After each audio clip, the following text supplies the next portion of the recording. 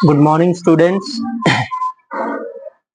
Today we are going to discuss our next chapter, that is seventh, federalism. अब federalism का मैं आपको हिंदी में थोड़ा सा बता देता हूं. The general sense of the federalism. What is federalism? Federalism means when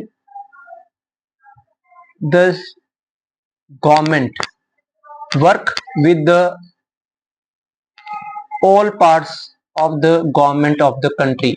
जब देश की जो मुख्य सरकार होती है वो दूसरी सरकारों के साथ मिलकर चले और उनके साथ मिलकर काम करे, दैट इज कॉल्ड फेडरलिज्म. अब फेडरलिज्म इन इंडिया, फेडरलिज्म के थ्रू हमारे पास 3 पार्ट्स हैं गवर्नमेंट के. We have 3 levels of government that work with each other. तो अब अगर हम इंडिया का पॉलिटिकल मैप देखें, like here we have national and state.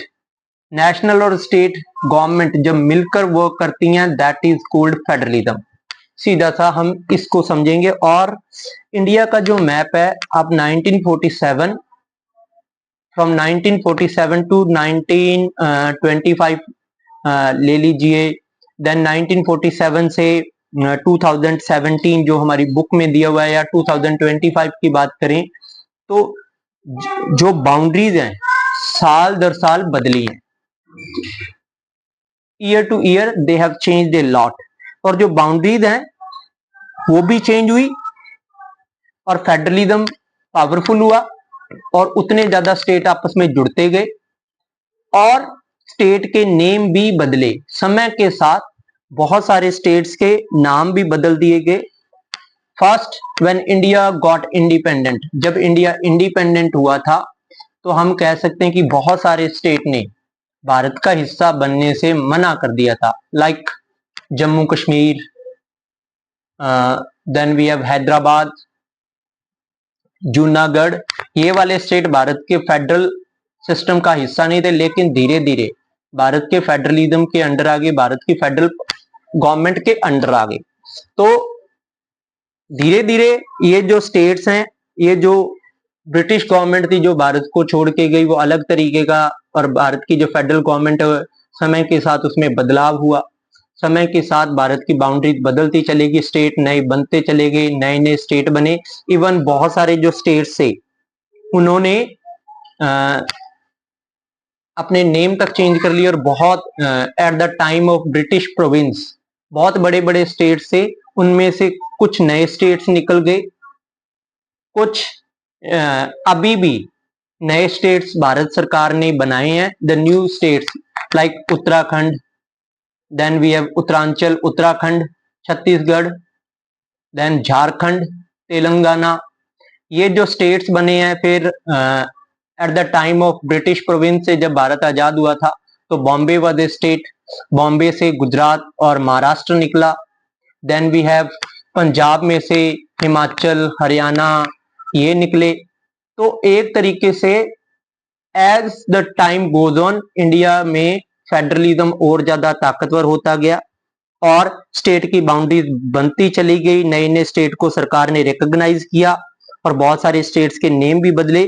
तो इस चैप्टर में मैं सीधी सी बात आपको बोल रहा हूं कि हम पढ़ेंगे फेडरलिज्म क्या होता है, इंडियन कॉन्स्टिट्यूशन में किस तरीके के फेडरलिज्म के जो प्रोविजंस हैं that are initiated in the Indian constitution, और इंडियन कॉन्स्टिट्यूशन में कौन कौन सी चीजें शामिल की गई है फेडरलिज्म के थ्रू. और फिर what is the relation between state and national government, state and local government, इनके रिश्ते कैसे हैं, और इवन फेडरलिज्म जो है वो किस तरीके से आगे बढ़ा है. तो अब हमारा जो टॉपिक है कि व्हाट इज फेडरलिज्म. फेडरलिज्म होता क्या है? अब फेडरलिज्म जो है कि हम पहले कुछ एग्जांपल्स पढ़ेंगे, उसके बाद इनके बारे में बात करेंगे कि फेडरलिज्म में डुअल पॉलिटिक्स होती है, डुअल पॉलिसीज होती हैं. तो पहले थोड़े बहुत एग्जांपल्स हैं मैं फेडरलिज्म के बारे में जो बुक में डिस्कस किए गए हैं कि अब यूएसएसआर के बारे में है कि वो एक बहुत बड़ा देश था, लेकिन 91 आते आते उसके बहुत सारे टुकड़े हो गए। बिकॉज प्रॉब्लम क्या थी, सेंट्रलाइजेशन ऑफ पावर था, ठीक है। और रशिया का, यूएसएसआर के अंदर रशिया की बहुत बड़ी पावर थी, रशिया अपने तरीके से चला रहा था उस चीजों को, ठीक है। और सारी जो रीजन था यूएसएसआर का, उसके ऊपर डोमिनेट सिर्फ रशिया कर रहा था। तो इसलिए जो दूसरे देश थे उन्हें ये लगा कि उनके लिए कुछ भी नहीं है, तो इसलिए अब, और इवन आइडेंटिटीज अलग अलग, लैंग्वेज को लेकर भी बहुत ज्यादा languages are different in the different parts of USSR, then their identities, then we have ethnicities अलग अलग थी। फिर लोगों के अंदर नेशनलिज्म की भावना, they are nationalize for their country, वो अपने देश के प्रति समर्पित थे और वो चाहते थे कि उनकी कल्चर को भी बढ़ावा दिया जाए यूएसएसआर के अंदर। लेकिन रशिया अपने तरीके से डोमिनेट कर रहा था अफेयर्स को, तो यूएसएसआर टूटा और नए नए फेडरल कंट्रीज बने। फिर है जी, आगे हम पढ़ते हैं कि चेकोस्लोवाकिया, जिसमें चेक और स्लोवाक्स दो तरीके के लोग थे। एक ही कल्चर को बढ़ावा नहीं दिया जा रहा था, तो वो देश भी दो पार्ट्स में टूट गया।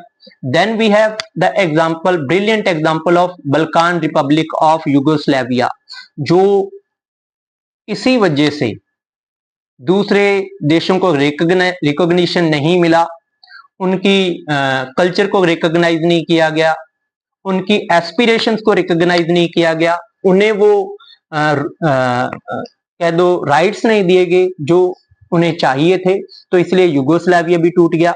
देन हमारे इंडिया की भी हम बात करते हैं, जो पार्टीशन हुआ।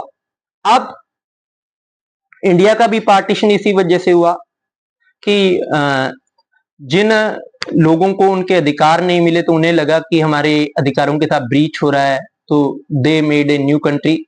इवन आप कनाडा की बात अगर करेंगे, कनाडा भी एक समय पर डिवीजन के कगार पर पहुंच गया था। English speaking people and French speaking people, और ये अचीवमेंट है इंडिया का। अगर इंडिया की बात करें 1947 के डिवीजन के बाद, ठीक है, पार्टीशन बहुत ज्यादा पेनफुल था, लेकिन फिर भी आज तक इंडिया फेडरलिज्म के थ्रू, फेडरल पावर्स के थ्रू, फेडरलिज्म के थ्रू आज भी इंडिया एकजुट है। अगर इंडिया में ये फेडरलिज्म नहीं आता तो शायद बहुत सारे टुकड़े हो सकते थे। और अब इंडिया की जो फेडरल स्ट्रक्चर है वो कैसे अपनाएगी, किस तरीके का कॉन्स्टिट्यूशन लिखा गया, उसमें प्रोविजंस लिखे गए फेडरलिज्म के, ये जो कंट्री ऊपर दिए गए हैं ये भी एक तरीके के फेडरेशन थे, लेकिन इन्होंने जब अधिकार नहीं दिए तो इन्हें दिक्कतों का सामना करना पड़ा। तो एक तरीके से फेडरलिज्म जो है वो एक इंपॉर्टेंट फैक्टर है, ताकि देशों को उनके अधिकार, जो वो देश हैं उन्हें उनके राइट्स मिल पाए। अब इंडिया एक कॉन्टिनेंटल साइज का देश है। अब फेडरलिज्म के अंदर हम एग्जांपल्स कर रहे हैं क्योंकि एग्जांपल्स भी बहुत जरूरी हैं। इंडिया कॉन्टिनेंटल साइज का एक देश है जिसके अंदर डाइवर्सिटी बहुत ज्यादा है। अब 20 मेजर लैंग्वेजेस बोली जाती हैं और 100 से ज्यादा देयर आर माइनर लैंग्वेजेस। और अब बहुत सारे रिलीजन है, एथनिक आइडेंटिटीज हैं, बहुत सारी एथनिक आइडेंटिटीज है, रिलीजन है, बहुत सारे कास्ट हैं, और इवन इंडिया के बहुत सारे पार्ट्स में इंडिजिनस पीपल, जनजातीय लोग भी रहते हैं, लोग जंगलों में भी सरवाइव करते हैं, ठीक है। लेकिन हमारा एक कॉमन हिस्ट्री है, हमारा एक कॉमन पास्ट है, तो इसलिए हम इंडिपेंडेंस के बाद भी हमें पता है कि हमारी एक कॉमन हिस्ट्री, हमारे एक कॉमन गोल है। तो इसलिए हमारे जो लीडर्स थे उन्होंने माना कि इंडिया अगर एकजुट रह सकता है तो यूनिटी इन डाइवर्सिटी की वजह से एकजुट रह पाएगा, कि इंडिया को अगर एकजुट रखना है तो वो डाइवर्सिटी की वजह से। तो इसलिए हमारे कॉन्स्टिट्यूशन में यूनिटी इन डाइवर्सिटी शब्द को शामिल किया गया। तो जो हमारा फेडरलिज्म है उसमें कोई फिक्स्ड, आप कह दो कि प्रिंसिपल्स नहीं है, ठीक है।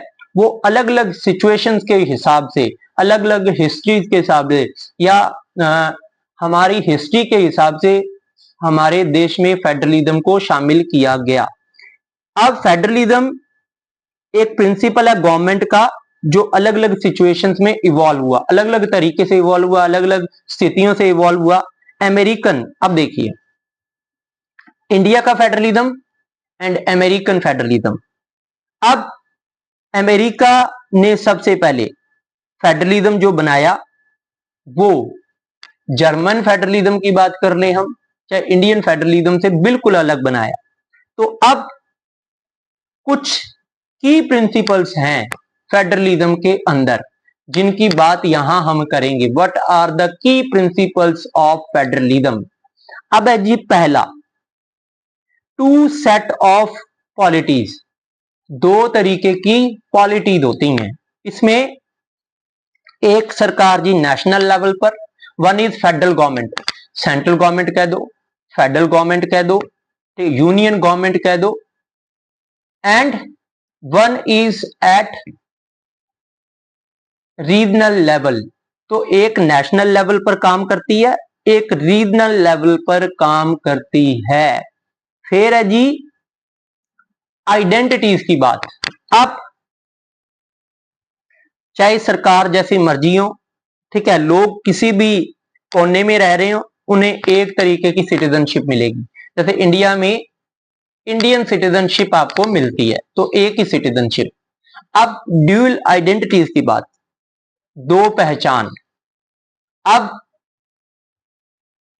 इसमें क्या है कि चाहे आप किसी भी रीजन से बिलोंग करते हो, किसी भी रीजन से, इंडिया के किसी भी रीजन से आप आते हो, तो इसका मतलब ये नहीं है कि आप को अलग अलग आइडेंटिटी से जाना जाएगा। You are only Indian. एक आप किसी देश के वासी हैं तो मैं कह दूं कि आपको सिर्फ एक आइडेंटिटी से जाना जाएगा, और हर लेवल की अलग अलग सरकार के अंदर, अब हम सरकार के प्रति उत्तरदायी हैं, तो हर सरकार की अलग अलग आप कह दो कि जिम्मेदारियां होती है, लेकिन हमारी जिम्मेदारी दोनों सरकारों के प्रति है, इंडिया के प्रति भी है। तो इंडिया के अंदर एक आइडेंटिटी मानी जाती है, लेकिन अमेरिका के अंदर पीपल हैव ड्यूल आइडेंटिटी।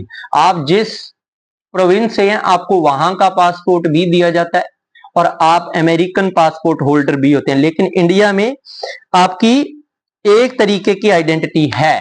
इसमें वो आइडेंटिटी भी है और सरकार की आइडेंटिटीज भी हैं। तो हमारी दो तरीके की आइडेंटिटीज हैं, एक तो हम किस रीजन से आते हैं और देश के प्रति। तो हमारी दो तरीके की लॉयल्टीज हैं, हम दो तरीके से वफादार रहेंगे। एक तो सरकार नेशनल गवर्नमेंट के प्रति भी वफादारी और स्टेट गवर्नमेंट के प्रति भी वफादारी। तो हम हर रीजन के डेवलपमेंट के लिए सरकार के साथ मिलके चलेंगे। अब है ड्यूल सिस्टम ऑफ गवर्नमेंट, जिसमें हम कहते हैं कि हमारा जो रिटन कॉन्स्टिट्यूशन है वो सुप्रीम है और वो सोर्स ऑफ पावर है। अब सोर्स सारी पावर की जो सुप्रीम है हमारा कॉन्स्टिट्यूशन, और हमारे कॉन्स्टिट्यूशन के अंदर ही सारी पावर्स हैं। और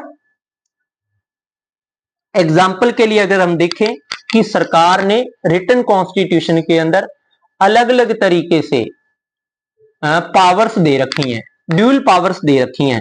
दो तरीके का सिस्टम है तो दो तरीके की पावर्स है। अब जो मेन सब्जेक्ट हैं जिसमें टेलीकम्युनिकेशन ले लो आप, डिफेंस ले लो, करेंसी ले लो, ठीक है, फिर आप रेलवे ले लो, जो बड़े डिपार्टमेंट्स हैं वो केंद्र सरकार के पास है। आपकी फेडरल गवर्नमेंट के बाद कह दो, सेंट्रल गवर्नमेंट के पास कह दो, ठीक है। रीजनल और जो लोकल गवर्नमेंट है वो स्टेट की जिम्मेदारी निभाती है। तो रिटन कॉन्स्टिट्यूशन के अंदर भी एक तरीके से दो सिस्टम रखे गए हैं कि सरकार को, दो तरीके की सरकारें होंगी तो जिम्मेदारियां भी दो प्रकार की होंगी। कुछ स्टेट गवर्नमेंट की जिम्मेदारी होगी, कुछ सेंट्रल गवर्नमेंट की जिम्मेदारियां भी बांट दी गई हैं। अब है जी, अगर कोई डिस्प्यूट होता है, मैं कहूं जी अगर किसी चीज पर डिस्प्यूट होता है तो हमारी डिस्प्यूट सेटल्ड मैकेनिज्म एक्ट, उसमें कहते हैं जी इंडिपेंडेंट जुडिशरी, कि जुडिशरी इंडिपेंडेंट है, वो अपने तरीके से कन्फ्लिक्ट को सेटल डाउन कर सकती है। क्योंकि अगर स्टेट गवर्नमेंट को लगता है कि यूनियन गवर्नमेंट उसके रास्ते में प्रॉब्लम बन रही है, is creating hurdles in the way of the welfare programmes, तो वो इंडिपेंडेंट जुडिशरी के पास जा सकती है। और इवन पावर को लेकर, सत्ता को लेकर डिवीजन की बात अगर होती है, अगर कोई प्रॉब्लम है, तो दोनों सरकारें, central government and state government can move to the judiciary for the better justice, तो द बेटर वे, कि अच्छे तरीके से अगर उन्हें अच्छा रास्ता चाहिए और वो सुप्रीम कोर्ट से एडवाइस भी ले सकते हैं। That was also one power of supreme court, की स्टेट गवर्नमेंट, सेंट्रल गवर्नमेंट लोगों के भले के लिए सुप्रीम कोर्ट या हाई कोर्ट से, स्टेट गवर्नमेंट हाई कोर्ट से मार्गदर्शन मांग सकती है। अब रियल पॉलिटिक्स, कल्चर, आइडियोलॉजी और जो हिस्ट्री हमारी, वो फेडरेशन को दिखाते कि हमारी कल्चर कैसी थी, हमारी हिस्ट्री क्या थी और हमारी आइडियोलॉजीज क्या थी। उसी तरीके से जैसे हमारी आइडियोलॉजी, इंडियन आइडियोलॉजी है, जैसी हमारी हिस्ट्री, वैसे हमारे यहाँ फेडरलिज्म काम करता है।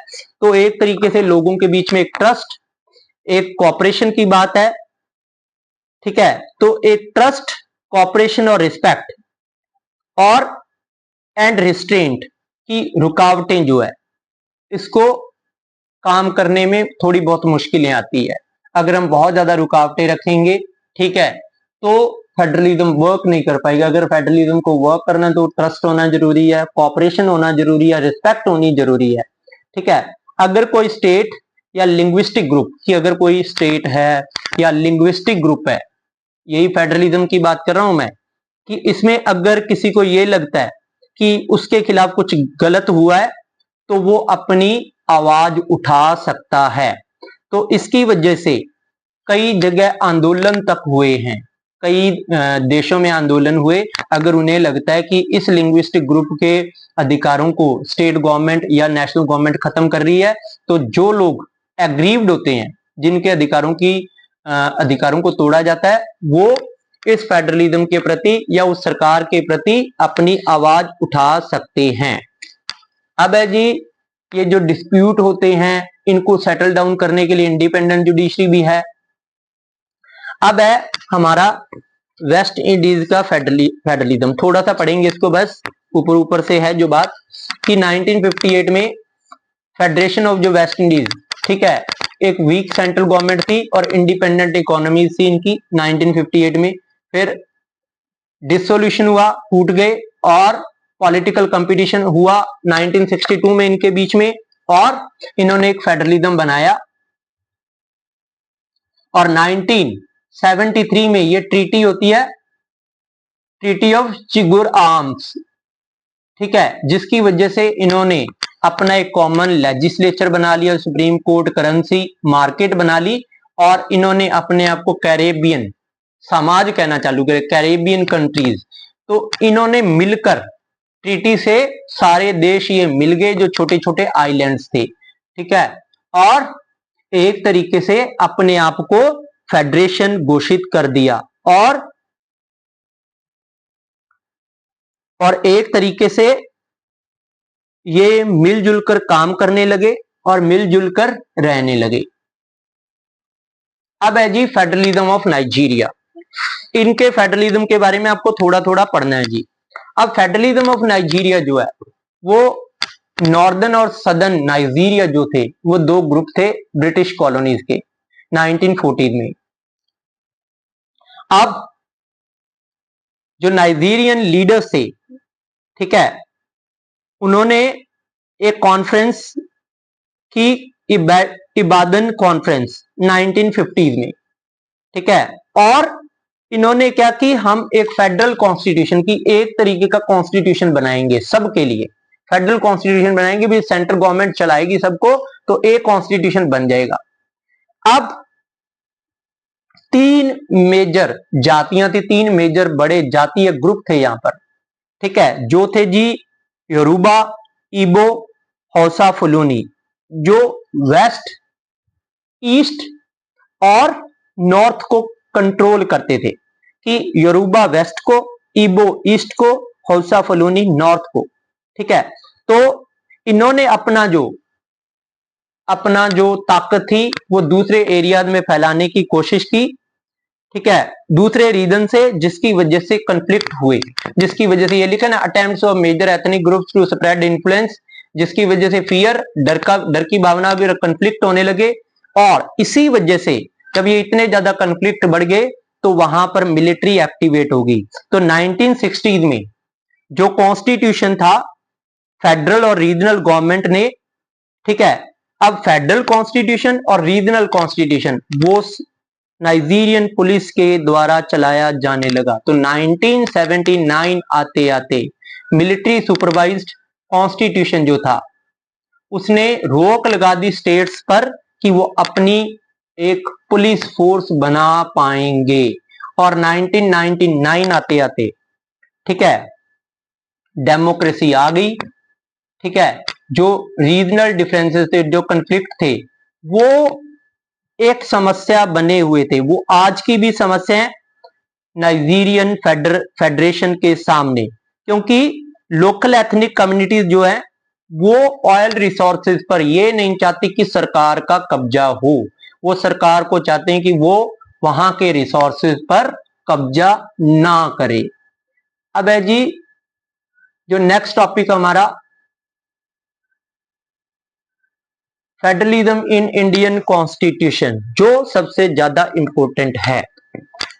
इंडिया जैसे इंडिपेंडेंट हुआ तो हमारी जो नेशनल मूवमेंट था, ठीक है, तब भी जरूरी था कि जो पावर्स हैं वो डिवाइड हो प्रोविंसेस के बीच में, तो स्टेट एंड सेंट्रल गवर्नमेंट के बीच में। इंडिया के इंडिपेंडेंस से पहले भी दो तरीके की सरकारें हुआ करती थी। तो पावर्स जो होती थी, अवेयर थे वो कि अगर एक जगह सेंट्रल पावर होगी तो प्रॉब्लम्स बढ़ जाएंगी। इसलिए जो आप कह दो कि डिवीजन ऑफ पावर था वो सेंट्रल और प्रोविंशियल गवर्नमेंट के बीच में था। और एक अवेयरनेस थी कि इंडियन सोसाइटी में रीजनल डाइवर्सिटी और लिंग्विस्टिक डाइवर्सिटी बहुत है। उन्हें यह पता था कि रीजनली और लिंग्विस्टिकली बहुत ज्यादा डाइवर्स है ये कंट्री, और इसको पहचानना जरूरी है। तो जो अलग अलग रीजन के लोग हैं, अलग अलग भाषाओं के लोग हैं, उनको पावर में हिस्सा दिया जाए। हर रीजन से, हर एरिया से हर आदमी को, मतलब सरकार ये चाहती थी ज्यादा से ज्यादा लैंग्वेज के लोग, ज्यादा से ज्यादा रीजन के लोग गवर्नमेंट का हिस्सा बने और अपने आप को सेल्फ गवर्न करें। तो डेमोक्रेसी इज सेल्फ गवर्न, कि हम अपने लिए अपने नेता चुनते हैं। तो ये भी इसलिए था कि अगर हमें डेमोक्रेसी चाहिए तो हर आदमी को सत्ता का हिस्सा बनाया जाए। तो इंडिपेंडेंस से पहले भी हर व्यक्ति को सत्ता में हिस्सा दिया गया, या इनडायरेक्टली उसे सत्ता के साथ जोड़ा गया, पावर के साथ। अब एक क्वेश्चन था कि कितनी पावर्स आपकी लोकल गवर्नमेंट को, रीजनल गवर्नमेंट को मिलेंगी। अब देखिए, recognition of diversity, acknowledgement of regional and linguistic diversity in the Indian society. Indian society में जो डाइवर्सिटीज है उसे पहचाना जाए। अब कि क्वेश्चन क्या था कि कितनी पावर्स किसे मिलेंगी। अब रीजनल गवर्नमेंट के पास कितनी पावर्स होंगी, इस व्यू में अगर एजिटेशन मुस्लिम लीग का रिप्रेजेंटेशन के लिए था तो इन्होंने क्या बोला कि